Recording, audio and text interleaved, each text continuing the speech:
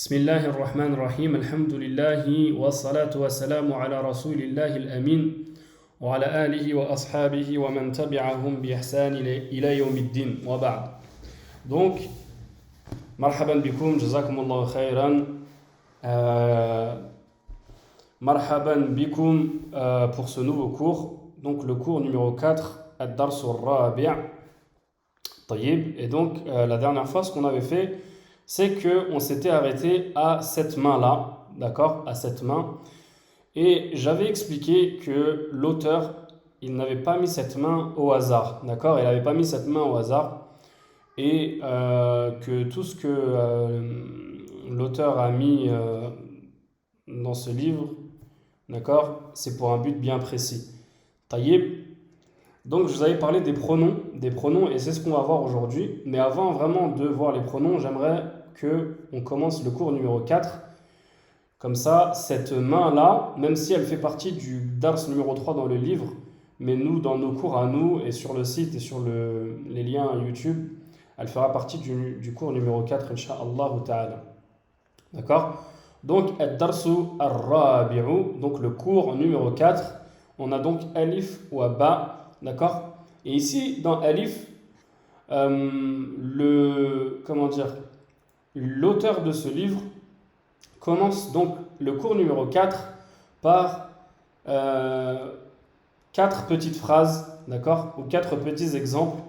Et on va voir ici ces exemples, Inch'Allah, et on verra le détail de ces exemples tout à l'heure, Inch'Allah, après donc l'histoire de la main. Taïb. Donc ici, al-baytu, qui veut dire la maison, d'accord? Donc avec le harf ou tarif ou le alif ou lam. Fil bayti, fi al-bayti. Et comme il y a hamzatul wasl ici, donc je fais la liaison fil bayti, d'accord? Fil bayti. Et donc vous avez pu remarquer, d'accord, que enlevez vos caméras, mettez-vous en mute, jazakumullahu khayran. D'accord? Vous avez pu remarquer que le mot al-bayt a changé donc de terminaison. Ici, on avait une damma à la fin de al-baytu, et ici, on a une kasra. Et cette kasra, elle a été provoquée par le fait que le mot fi, qui veut dire dans ou à l'intérieur de, soit entré ou soit connecté avec al-bayti, donc dans la maison.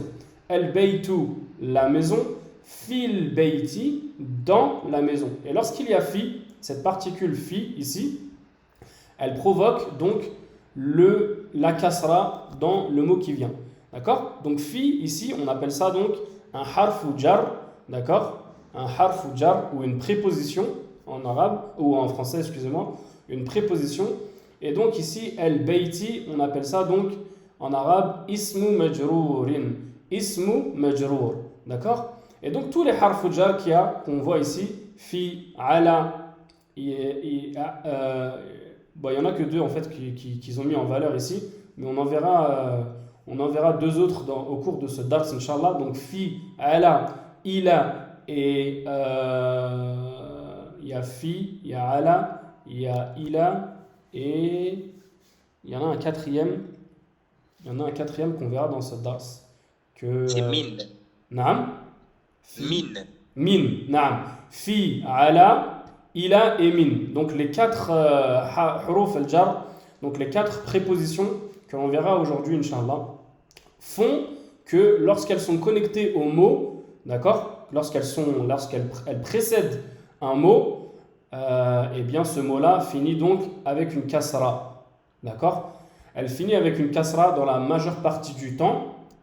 Il est possible qu'elle finisse avec d'autres voyelles, mais son état passe de marfou'. Vous rappelez, je vous avais dit que les mots par défaut étaient marfou', d'accord? Donc ils finissent par une damma, d'accord? Il passe donc de marfour à majrour. Ce que j'ai dit tout à l'heure, le mot est ismu majrour. Donc majrour. Taïb. Majrour, ça veut dire qu'il finit par une kasra, tout simplement. Et de façon générale. Donc ici, on a al-baytu fil bayti. Al-masjidu, donc la mosquée, fil masjidi, dans la mosquée. Al-maktabu, le bureau. Ala al-maktabi, ala ici ça veut dire au-dessus ou sur le bureau. Ala al-maktabi. As-sariru, ala as-sariri. Naam. Taïb. Donc j'espère que c'est clair pour vous et de toute façon on va revoir ce concept en détail Inch'Allah tout à l'heure lorsque l'on aura couvert la main. D'accord? La main. Donc là pour la main, je vais passer donc du coup à la main et je vais expliquer cette histoire de pronom. Je vous ai mis ce PDF sur le site, d'accord? Donc il est disponible pour vous à télécharger sur le site et je vais également mettre ce PDF sans toutes mes écritures ici. Comme ça, vous pouvez imprimer la main vide et vous pouvez remplir ici comme moi j'ai rempli. Taïb. Donc ici, on avait dit que la main, elle représentait, ou alors plutôt les savants de la langue arabe, ulama al-lugha, ils avaient donc utilisé cette main pour se servir de moyens mémotechniques afin de couvrir les pronoms. D'accord? Les pronoms, donc en langue arabe, on dit ad-dama'ir, ad-dama'iru. D'accord? Ad-dama'ir. Taïb. Et donc on commence. Moi, toujours, c'est un moyen mémotechnique par lequel j'ai beaucoup avancé dans la langue arabe. D'accord, cette histoire de main. Et elle ne nous suffira pas que pour les pronoms. Elle nous aidera également, comme je vous avais dit la dernière fois, dans la conjugaison des verbes. Et même dans, dans comment est-ce que certains mots se terminent. D'accord? Elle va vraiment, vraiment nous être utile, cette main-là. Donc, à vous, vraiment, de bien comprendre cette main et de la recopier même au propre, Inch'Allah, chez vous. Taïb, donc moi, je commence toujours par l'index, d'accord? Donc ici, l'index, il est divisé en trois phalanges. Donc on a huwa qui veut dire il, d'accord? Il, d'accord? Huwa. On a huma qui veut dire eux deux, d'accord? Et on a hum qui veut dire eux, mais ça concerne 3 personnes ou plus. D'accord? Donc huwa, huma, hum. Toujours moi je touche mes doigts comme ça avec mon pouce. Donc la phalange du haut, huwa, la phalange du milieu, huma, et la phalange du bas, hum. Huwa, huma, hum. D'accord? Ensuite on passe à le majeur. Donc on a hiya, donc ça veut dire elle. Hiya, elle. Huma pour indiquer 2 filles. Elle pour 2 filles. Et hunna pour indiquer 3 filles ou plus. Quand je dis filles, ça peut être des filles ou des femmes. C'est au féminin. D'accord? C'est au féminin. Donc on a huma, huwa, huma, hum. Hiya, huma, hunna. D'accord? Donc rien que là déjà, on a donc les pronoms de la 3e personne. En français, c'est les pronoms de la 3e personne. Taïb, huwa, huma, hum, qui sont masculins. D'accord? C'est pour ça que je les ai fait en bleu. Hiya, huma, hunna, qui sont féminins. Et ici, je les avais fait en rose. Taïb. Donc ici, on a, juste avec ces 2 doigts-là, on a donc les pronoms de la 3e personne. Ensuite, on a anta, antuma, antum. Donc c'est toi, vous deux et vous 3 ou plus. Anta, qui est toi, antuma, vous deux, antum, 3 ou plus. D'accord? Donc ici, on est au masculin. Donc ici, je parle à un homme. Anta. Antuma, 2 hommes. Antum, 3 hommes ou plus. D'accord? Taïb. Il est également possible qu'il y ait une femme ici, dans Antuma et dans Antum. Cependant, le fait qu'il y ait un homme, eh bien, ça suffit pour utiliser ce pronom-là. D'accord? Il est possible qu'il y ait une femme dans Antuma. Si par exemple, il y a un homme et une femme, on dira Antuma. Et s'il y a un homme avec 2 femmes ou 3 femmes, eh bien, on dira Antum. On dira Antum. On utilisera donc ce pronom-là. Taïb. Au féminin, anti, donc toi au féminin, antuma, deux femmes, d'accord? Et antunna, trois femmes ou plus pour vous. Donc anti, toi, antuma, vous pour deux femmes, et antunna, vous pour trois femmes ou plus. Et ici, là, avec ces deux derniers doigts, eh bien, on couvre la deuxième personne. D'accord? La deuxième personne, en français, donc ce que l'on appelle en arabe al-mukhatab, à qui on parle. D'accord? Donc ces deux doigts-là, c'est on s'adresse à une personne. Anta, je m'adresse à toi. D'accord? Antuma, je m'adresse à vous deux. Antuma, vous deux. Antum, je m'adresse à vous, trois ou plus. Anti, je parle à toi. Antuma, je vous parle à vous deux. Antunna, je vous parle à vous trois. Alors que là, ici, huwa, c'est la troisième personne, donc en arabe, el-ra'ib. Je ne parle pas à toi, mais je parle de quelqu'un d'autre. Il, huwa, il n'est pas dans la conversation. Là, il n'est pas dans notre conversation. Huma, ils ne sont pas dans notre conversation. Hum, je parle d'eux. Je parle à propos d'eux, mais pas à eux. D'accord? Hiya, huma, humna également.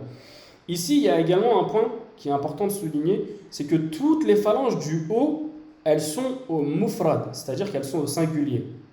Huwa, hiya, anta, antuma, tout ça, toutes les phalanges du haut sont au singulier. D'accord? Elles ne concernent qu'une seule personne.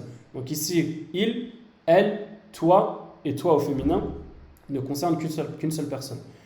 Toutes les phalanges du milieu sont donc al-muthanna, muthanna qui veut dire le duel. Et donc elles ne concernent que deux personnes à chaque fois. Huma, ce sont deux personnes au masculin.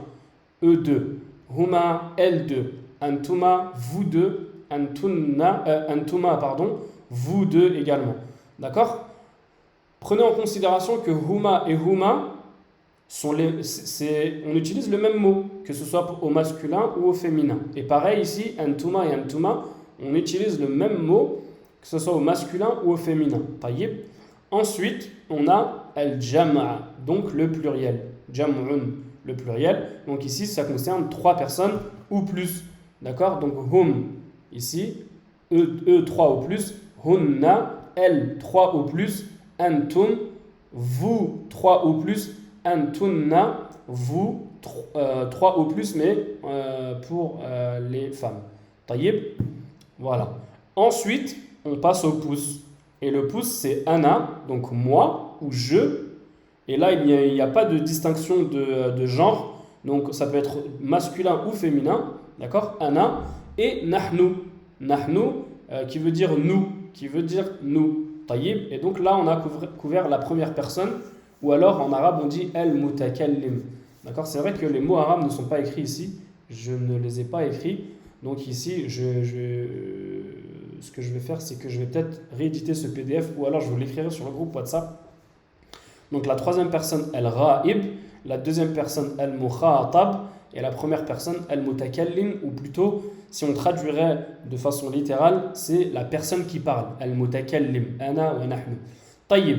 Donc, maintenant, ces mots-là, à vous de les apprendre. Mais on va les faire tous ensemble, Inch'Allah, une ou deux fois. D'accord? Donc, bismillah. Huwa, huma, hum. Hiya, huma, hunna. Anta, antuma, antum. Anti, antuma, antunna. Ana, nahnu. Ana, nahnu. Huwa, huma, hum. Hiya, huma, hunna. Anta, antuma, antum. Anti, antuma, antunna. Ana, nahnu. Ana, nahnu. Tayyib. Donc voilà. L'histoire de la main est résolue, alhamdoulilah. On a vu cette histoire de pronom. Et on verra plus tard, cette main-là, vraiment, elle va vraiment beaucoup nous aider sur la conjugaison des verbes également plus tard. Et on va vraiment beaucoup l'utiliser dans ce livre 1 de Médine.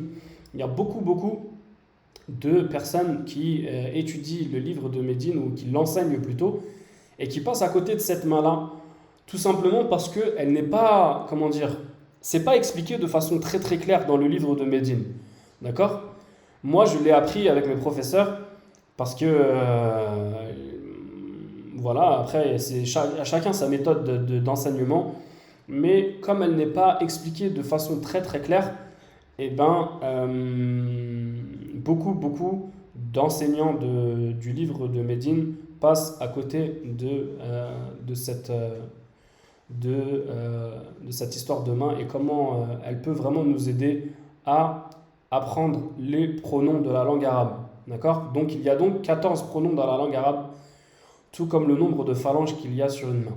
Alhamdulillah, je reviens donc au cours numéro 4, donc Ad-Dars al-Rabi'. Mais avant ça, est-ce que vous avez des questions par rapport à cette histoire de pronoms et de mains? Est-ce que vous avez des questions? Jazakumullahu khayran.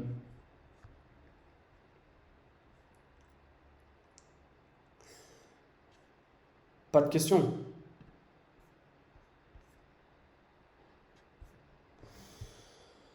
Taïb. Si vous n'avez pas de questions, peut-être qu'il y a des questions dans le chat, j'ai pas regardé. Non, il y a une question ici. Je ne sais pas si c'est une question. Non, il n'y a pas de question. Taïb. Donc, on revient au Dars al-Rabi'. On revient au Dars al-Rabi'. Avant de continuer le Dars al-Rabi', j'ai réalisé qu'il y a une partie des exercices du Dars al-Thalith que je n'avais pas corrigé. Et c'était vraiment plus ce tableau-là. C'était vraiment ce tableau-là. Le reste, c'était simple pour vous de faire les exercices. Et beaucoup d'entre vous, jazakumullahu khayran, et ça me fait plaisir et ça m'encourage également à donner ces cours. Beaucoup d'entre vous m'envoient vos devoirs, jazakumullahu khayran, et alhamdulillah, même si vous faites des fautes dans vos devoirs, je vois que beaucoup d'entre vous sont motivés, alhamdulillah, surtout, subhanallah, en cette période de Ramadan, d'accord, où on doit redoubler d'efforts en ce qui concerne le din, d'accord, le Coran, la langue arabe et le din de façon générale. Parce que si, subhanallah, on ne le fait pas pendant le mois de Ramadan, quand est-ce qu'on va le faire? Si on ne le fait pas pendant le mois de Ramadan et que l'on ne prend pas la peine de se donner un maximum pour ce mois-là, quand est-ce qu'on va faire ces cours-là, subhanallah, et quand est-ce qu'on va vraiment se donner à fond dans ces cours-là? Je sais que pour beaucoup d'entre vous, c'est difficile, c'est pas vraiment facile, on avance à un stade qui est quand même soutenu, d'accord? Qui est soutenu, il y a beaucoup de mots à apprendre, des nouveaux mots parmi al-kalimat al-jadida ici, et des concepts de la grammaire qui sont pas évidents à apprendre pour certains et pour beaucoup d'entre vous. Jazakumullahu khayran, qu'Allah Azza wa Jal vous récompense par la meilleure des façons. Et également, j'ai entendu que certains parmi vous utilisaient ces cours pour retransmettre à leur famille. Subhanallah. Pour retransmettre ne serait-ce que l'alphabet ou alors certains mots à leur famille, d'accord, à leur famille proche ou un peu moins proche. Et subhanallah, c'est une grande fierté déjà pour moi, mais même pas forcément pour moi. Déjà rien que pour vous, c'est une sadaqa jariya, le fait d'enseigner à votre famille, vous enseignez à vos parents, à vos enfants, à vos époux et épouses, qui eux par la suite peut-être prendront goût à cette langue arabe, qui est subhanallah hulwun, la langue arabe qui est vraiment hulwun, d'accord, qui est vraiment sucrée entre guillemets, et qui a vraiment un bon goût. Mais plus on avancera dans cette langue et plus vous vous rendrez compte de la douceur de cette langue, subhanallah. Et vous faites cet effort dans le fait d'enseigner à vos petits frères, vos petites sœurs ou vos petites sœurs, ou alors vos enfants ou les gens qui sont autour de vous. Alhamdulillah, c'est une sadaqa jariya, puisque eux, s'ils l'apprennent par la suite et l'enseignent ensuite, eh bien ça vous reviendra, Inch'Allah, dans vos hasanat. D'accord? Ça vous reviendra dans votre compte de hasanat. Et qui sait, Yawm al-Qiyamah, peut-être le jour de la résurrection, vous viendrez et vous présenterez devant Allah Azza wa Jal, et on vous présentera vos mauvaises actions qui seront nombreuses, comme tous les serviteurs d'Adam pêchent, et font des péchés. Et on vous présentera également cette montagne de hasanat et vous vous direz subhanallah, mais d'où vient-elle? D'où vient cette montagne de hasanat? Et on vous dira subhanallah, cette montagne de hasanat, c'est parce que tu as enseigné la langue arabe à ton fils ou à ta fille, qui l'a enseigné ensuite aux générations qui sont venues. Donc ne négligez pas un alif, ne négligez pas un ba, d'accord, que vous pourriez enseigner à votre famille ou à vos proches, qu'Allah Azza wa Jal vous récompense par la meilleure des façons. Donc, on revient ici à l'exercice numéro 3. Donc, il fallait tout simplement faire le lien entre la colonne alif et la colonne ba.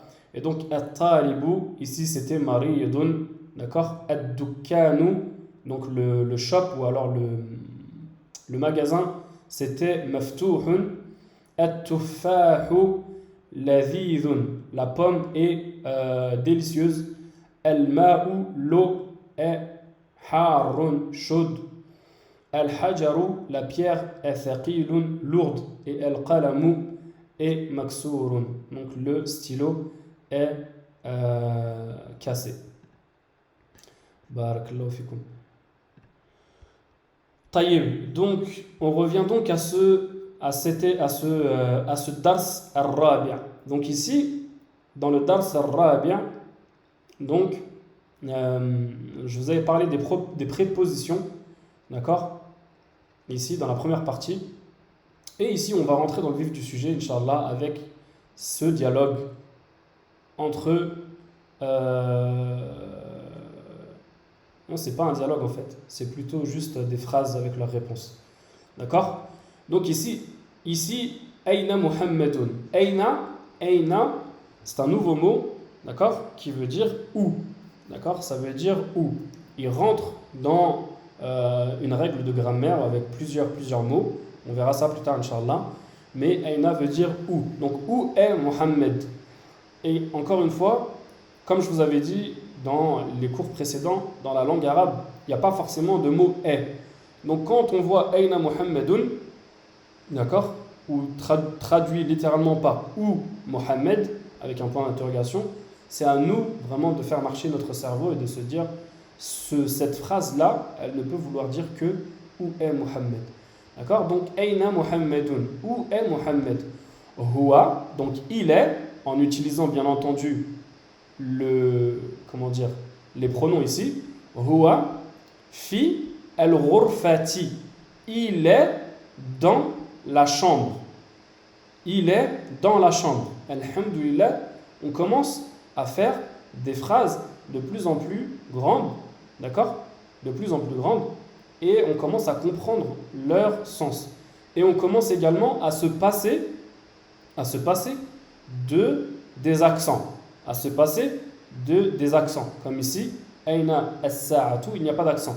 Mais moi, je vous demande dans les exercices que vous faites, surtout à l'écrit, de mettre tous les accents que vous pouvez mettre sur chaque mot. Je vous demande de les mettre. Moi, ça me permet de voir que vous avez bien compris vous. Donc, huwa fil ghurfati, il est dans la chambre. Al-ghurfa, c'est un nouveau mot, ça veut dire chambre. Wa ayna yasirun, et où est Yasir? Où est Yasir? Yasir, c'est un prénom de la langue arabe. Wa ayna yasirun, d'accord. Huwa fil hammami, il est dans la salle de bain. Al-hammam, la salle de bain, d'accord. Al-hammam, dans la salle de bain. Huwa fi al-hammami. Wa ayna aminatu, et où est Amina? Et où est Amina? Amina, qui est un nom féminin dans la langue arabe. Hiya fil matbakhi, elle est dans la cuisine. Elle est dans la cuisine. Hiya fil matbakhi, d'accord? Hiya fil matbakhi, elle est dans la cuisine. Wa ayna al-kitabu, non, il n'y a pas le waw, excusez-moi. Ayna al-kitabu, où est le livre? Où est le livre? Huwa ala al-maktabi, il est sur le bureau. Il est sur le bureau. Donc vous voyez que huwa, hiya, on peut les utiliser pour des doués de raison, pour des personnes, d'accord, comme Muhammadun, Yasir ou Amina, soit masculin ou féminin. Et on peut également les utiliser pour les noms doués de raison, ou les ghayru aqil, comme le livre et la montre. Al-kitabu, qui n'est pas doué de raison, on peut l'utiliser donc pour les doués de raison et les non doués de raison. Ce qui est le cas, vous allez me dire, pour la langue française. On dit il pour un livre. Pour un livre aussi. Il est où le livre? Il. Le livre, il est là-bas. Il est sur le al-maktab, par exemple, sur le bureau. Ou alors, elle est où la montre? D'accord? Mais ça n'est pas le cas en anglais, par exemple. Ça n'est pas le cas en anglais. C'est pas un cours d'anglais, je sais, mais vous, comme je vous avais dit précédemment, moi, ce livre-là, je l'ai enseigné en anglais auparavant. D'accord? Je l'ai enseigné en anglais pour des anglophones en Angleterre, d'accord, qui ne parlaient pas l'arabe. Et je vois, il y a des différences dans le fait d'enseigner en français et en anglais. D'accord? Donc, pardonnez-moi si parfois je viens avec des termes qui sont anglophones et que comment dire, en général, je me corrige ou alors je fais l'effort de chercher les termes francophones à l'avance. Mais de façon générale, ce livre-là, moi j'ai eu l'habitude de l'enseigner en anglais puisque j'ai fait depuis 2010 à 2015, pardon, j'ai enseigné ce livre dans une école primaire en Angleterre, d'accord, et par la suite, je l'ai enseigné à la mosquée, ce livre-là aux adultes, d'accord, ce livre-là en particulier, d'accord, donc j'ai beaucoup de termes qui sont en anglais, moi, dans ma tête. Taïb. Donc ici, c'est pas le cas en anglais. En anglais, il y a une différence entre he and she et it, d'accord? It, c'est plus pour les ghayru aqil ou pour les objets. Donc, wa ayna as-sa'atu, et où est la montre, d'accord? Hiya ala sarir, elle est sur le lit. Elle est sur le lit. Hiya ala sariri. Et comme vous pouvez le voir ici, il y a des prépositions qui sont utilisées tout au long des phrases et des réponses ici, fi, ala et ala, ce qui fait que les mots qui viennent par la suite finissent avec une kasra. Bon, ici sur le ghurfa, elle n'est pas mentionnée de façon claire, mais al-hammami, ici elle est claire, al-matbahi, al-maktabi, al-sariri. D'accord? Une règle, une qa'ida dhahabiyya, une règle en or qu'il faut vraiment à tout prix mémoriser, c'est que lorsqu'il y a un harfu jar, lorsqu'il y a une préposition, il y a un ismu majrour. Il y a un mot qui finit en général par une kasra. Mais la règle c'est harfu jar ismu majrour. Harfu jarrin ismu majrour. Tout le temps, à chaque fois que je vous poserai la question harfu jar, d'accord, il faudra me répondre ismu majrour. Da'iman wa abadan. Toujours, lorsqu'il y a un harfu jar, il y a un ismu majrour. Taïb, ici, on a la représentation de ce qu'il y a écrit ici, al-matbakhu, une cuisine. Donc, quelques nouveaux mots ici, al-ghurfa, la chambre, al-hammam, la salle de bain, al-matbakh, la cuisine, al-maktab, on l'avait déjà vu, al-sarir également. D'accord? Quelques nouveaux mots et également les prépositions. D'accord? Donc, tamarin. Ajib anil as'ilati al-atiya. Réponds aux questions suivantes. Aina al-kitabu. D'accord? Aina al-kitabu. Vous ferez cet exercice-là à la maison, Inch'Allah, mais pour vous aider, je répondrai à la première question. Aina al-kitabu huwa ala al-maktabi. Huwa ala al-maktabi. Donc ces questions-là, elles sont en rapport avec avec ces questions-réponses ici, dans la lettre Ba. Taïb, elles sont en rapport avec la lettre Ba ici, Inch'Allah. Taïb, donc il y a 11 questions. On va lire les questions parce qu'il y a des termes ici qui sont nouveaux, mais vous allez répondre sur votre cahier, Inch'Allah. Donc, Aina al-kitabu, Aina Muhammadun, où est Muhammad? D'accord? La question numéro 3, c'est Aina as-sa'atu, où est la montre?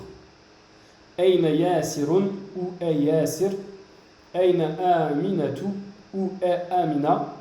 Aminatu fil ghurfati. Est-ce que Amina est dans la chambre?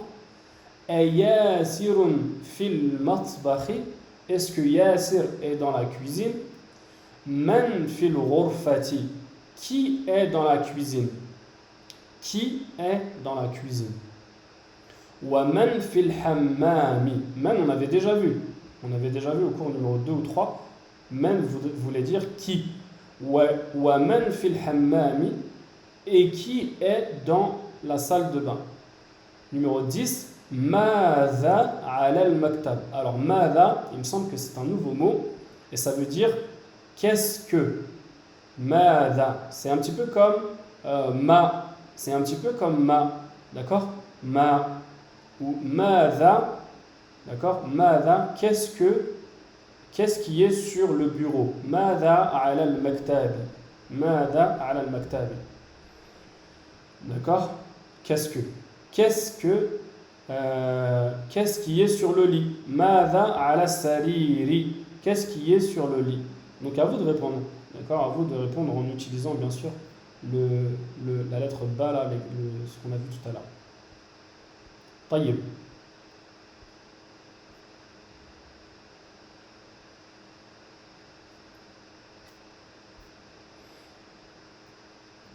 Exercice numéro 2. Iqra waktub ma'a dabti awakhir al-kalimat.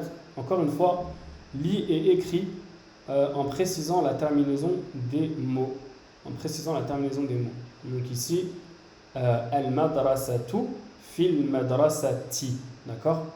Harfu jar, ismu majrour. D'accord? Harfu jar, ismu majrour. Il me semble que sur le site, j'avais téléchargé la règle de harfu jar et ismu majrour. Donc ici ils disent que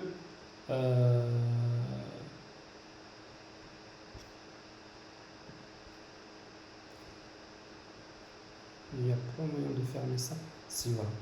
D'accord. Alors ici, ils disent à l'origine, les noms ont pour voyelle finale la dhamma. Donc c'est ce que je vous avais dit la dernière fois, c'est que la dhamma, elle venait comme par défaut sur les mots.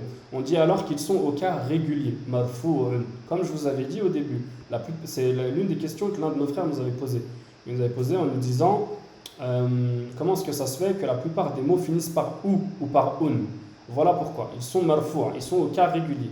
Et il existe un groupe de particules, huruf, appelées les prépositions. Donc c'est ce qu'on a fait là tout de suite, huruf al-jar.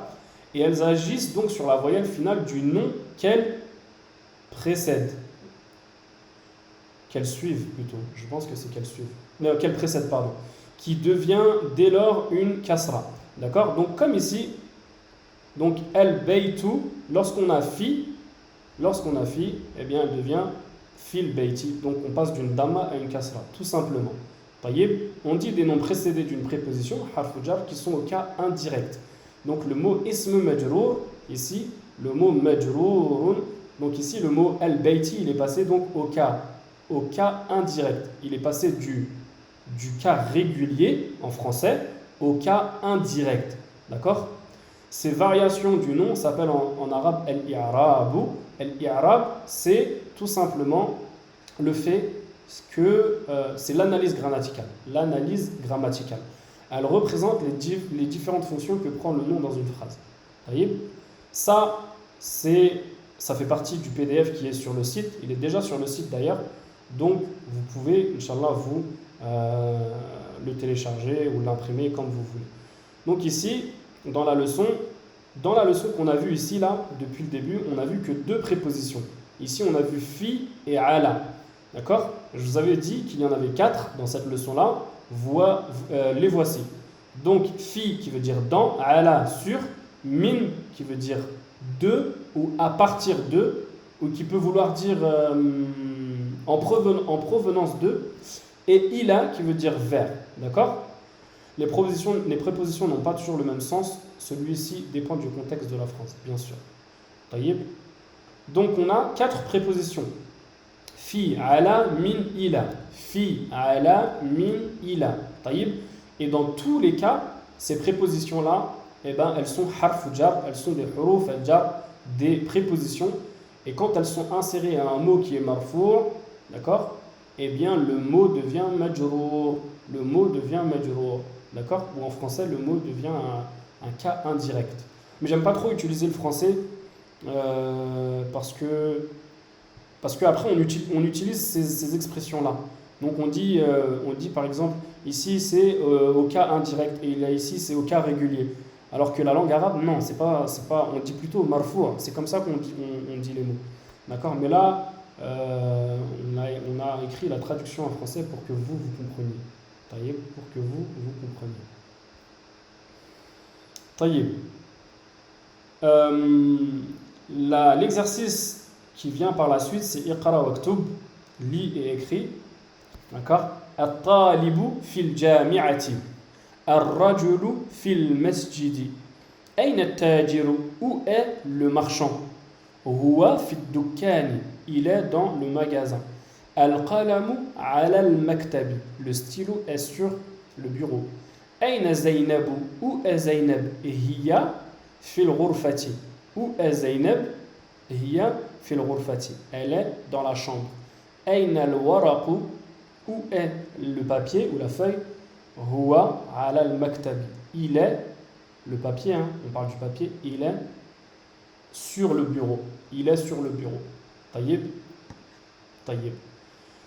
On va s'arrêter là pour le cours d'aujourd'hui. Le dars numéro 4 donc, se divisera en deux parties. D'accord. Donc, alhamdoulilah, ce qu'on a vu déjà, c'est déjà très très bien. On a vu donc les pronoms, d'accord, qui sont ici. D'accord. Donc, je vous mettrai la feuille vierge pour que vous puissiez imprimer et recopier. Je vais la mettre tout de suite, Inch'Allah. Et on a vu également les huruf al-jar qui sont expliqués ici. D'accord. Les PDF, les deux PDF sont déjà sur le site. Donc vous pouvez les télécharger, les imprimer ou alors les recopier comme vous voulez, Inch'Allah. Est-ce que vous avez des questions par rapport à ce dars? Est-ce que vous avez des questions par rapport à ce dars ou pas? Vous pouvez prendre l'oral ou à l'écrit.